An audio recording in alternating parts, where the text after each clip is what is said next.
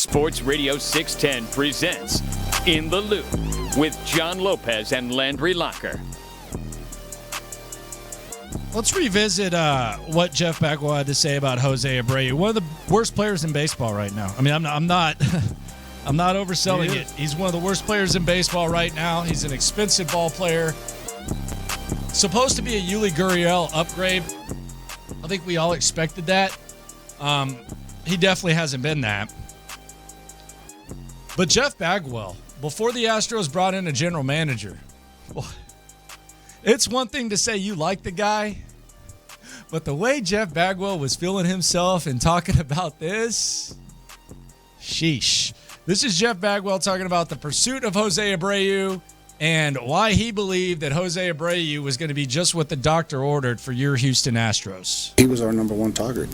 He made the most sense for our ball club. People can look around, obviously there's Aaron Judge and things like that, a whole bunch of starting pitchers. What we needed was Jose Abreu. So he was our number one choice. We got a meeting with him in Miami, so I got on a plane. There's not a lot of things I know in life, but one of them is baseball. And we can get him in our lineup that can only do stuff to benefit us.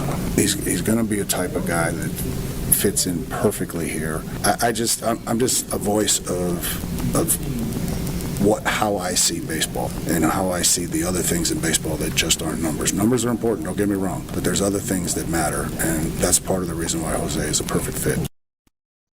Okay. We were kind of with him in that. Yeah, but we're not general managers. We're not the guy that made the call. We're not the guy that made the call. Also didn't give Montero $11 million a year. That's the other one. It's when you start talking about, it's one thing to say it, but to say I know baseball. I know the deeper avenues of baseball. This has been a rough offseason for Jeff Bagwell. In a short time, he was feeling himself there too. He had the glasses on. Well, he enjoyed it for one. Had the hair looking. Might have had some product in there. Jose Abreu, just what the doctor ordered. And he had the confidence of Jim Crane, and so he kind of felt it even more that way. Is there any way that Jose Abreu turns this around? I mean, what are we looking at? Well, it's early, Landry. Yeah, I mean, it's been a while though. I mean, it's the day before he hit his last home run, Lovie Smith coached the Texans' first game. That's how long it's been since he hit a home run. That's too long. And with the age, with the struggle, he's supposed to be this guy that flips a switch in May. Well, it's May 8th, and we're still waiting for the switch to flip. I don't see him. I mean, maybe improving marginally, but I don't see him popping out of it. How much does money matter here? Because the thing that I do wonder, and Michael Brantley's playing first base in the minors, Sugarland. Do we get to a point where you have damn near $20 million guy on the bench? Yes. Are you sure? No. I mean, no, I'm asking because I think the right move is to bring Brantley in and sit Abreu for a week. Let him go to first base, see what Brantley has. And then if he gets hot, you brought this up earlier. What if he gets hot, then what happens? If Brantley gets hot, you keep him out there. I mean, you have to. You got to win games. So what is Abreu just sitting on the bench? I mean, you just charge it to maybe the game? give him a couple of spot starts here and there to see if he can break out of it or whatever. At this point, you can't worry about what the $58.5 million you gave him. You got to win some games. No, I'm not worried about it. I just wonder if they are. And I also don't know, is Abreu going to fall into, and this is the thing that really is going to be interesting for me, because I think it's one of the biggest problems that the Astros have right now. I think Dusty should have rode off into the sunset. I think Dusty should have won his World Series and rode off into the sunset and just drink wine in California, wait for your Hall of Fame induction, always be a legend here, and then maybe we can figure some stuff out. But at this point, the loyalty is ridiculous. I agree with you. The loyalty to Martin Maldonado is annoying. It was annoying last year. Now it's even more annoying. And then you have Abreu batting cleanup. You haven't even moved him around in the lineup. Like you've given Abreu the cleanup spot as if he's been hitting there for the Astros for 5 years. And that's the thing that I do wonder, like, as this goes on, like if we do see, and there's also the loyalty to Michael Brantley. So it's a damned if you do, damned if you don't type of situation. But is Dusty going to have the wherewithal to juggle this type of thing? Or is Abreu going to fall in line with that that Dusty loyalty thing that prevents this team from putting out the best lineup each day. I think Dusty, you mentioned Bregman was getting shielded a little bit last week, and it's pretty clear that he was. I think Dusty's getting shielded a little bit because these are things that he has to do. But now that he's won the World Series and he's so well liked and he's so smart and he knows so much about the game, he's kind of like doing things unchecked. Landry, he led off an inning, the 8th inning, with Martin Maldonado down 3-1. He put Martin Maldonado down 3-1 to start the 8th inning. What are you doing? What are you doing? Everybody knows better than that. Seriously. I mean, certain things you shouldn't question Dusty. The guy knows has forgotten more baseball than I know. But come on.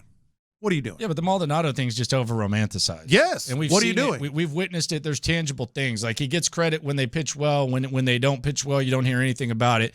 It's just like this over-romanticized part of baseball. Which, well, we really need to start a rally. Let's get Martin Maldonado out there. And I mean, it's as much about the pitchers as it is Maldonado. No, it is. But I'm saying, but these are the little things that. No, I'm saying as far as like the effectiveness. Yes, absolutely. Oh, you mean on the Maldonado love? Yeah. Yeah. No, I agree with that. But I mean, that's one thing, and then loyalty to Abreu, loyalty to Bagwell. We don't have time for that. And then you're gonna get the A's like 6 times in like a week stretch. You got to take advantage of that. Yeah. But the Angels right now are playing really, really well. Yeah. And now the Mariners are 500. 500 looks a lot different to Seattle than it does the Astros. Well, right now it does because of how they started the season. There's only 5 teams in the American League that have a worse record than the Astros right now. 5. On the text line, you are bringing up some really good points. 713 on the Trailer Wheel and Frame text line. The Montero deal was horrible. We immediately knew that. But nobody said the Abreu deal was bad when they signed him. That's right. But we're also not general managers. But a lot of the baseball nerds and a lot of smart people did think it was a bad deal. But yeah, we thought it was a clear upgrade over Yuli Gurriel. But the nerdy baseball guys did not. I think it's more so the fact that Jeff Bagwell got to play GM for a championship franchise for 2 months. Right. That's what's annoying about it. Like if Dana Brown did this, it would be like, okay, well, you brought in one of the most coveted, sought-after general managers in baseball, and he screwed up. Mm-hmm. He made a mistake. That's fine. But Jeff Bagwell going from being comic relief / insight in the AT&T broadcast booth to putting on a really nice suit and wetting his hair a little bit and playing general manager, that doesn't sit as well. And the Montero deal made no sense. Montero's the kind of guy that the Astros pull out of their butt. Like, how many times have we seen relievers come in here out of nowhere and do something? And you saw a guy that kind of fell apart last year in the playoffs. It was the only year that really good year that he had. He's 33 years old, and all of a sudden he's a top 10 highest paid reliever in baseball. At the time. Yeah, and now we have the Abreu deal, which the only reason, and you are 100% correct in saying that we thought it was a clear upgrade, but people that know a lot more about baseball than us didn't do that, and I just wonder if Dana Brown would have made that move. One of the questions about Abreu when they signed him was how he finished last season, and some of the numbers going down, and we were kind of optimistic about it and hopeful about it, but we should have seen that coming, and it continues to happen right now. This is for you, John, on the text line. All right. Trailer Wheel and Frame text line. This one's for you. Okay. The 713. It's only May, guys. That's for you, buddy. Why are you going to react to that one, sir? It's early. It's only May, guy. But here's the thing. Here's the other thing about it.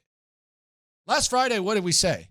I asked you 2 questions. I said, "Is this a big ass series or is this a big ass series?" You said it's a big ass series. I did. So we got out in front of that and said it's a big ass series. Yeah. You blew because Montero was out there, and don't defend Montero because there was some soft contact. Dude can't field his position. He gave up a double and he walked a guy with 2 outs. He sucks. Mm-hmm. Okay, like when it comes to what he's paid, he's not good. He's fine. He's a fine reliever. Montero is pitching right now like a guy that the Astros would have found off the streets and developed into a good reliever for $2 million, not 11. Mm-hmm. That's what the Astros have done for a long, long time. We said last series was a big series. Yeah. We said it before. Like the margin for error of this team is going to be lower. No matter how you look at it, the margin for error is going to be lower. So when you go through the first 20% of a season or whatever it is at 17-17, it's more significant than it was in the past when you just had the most depth in baseball. They don't have that.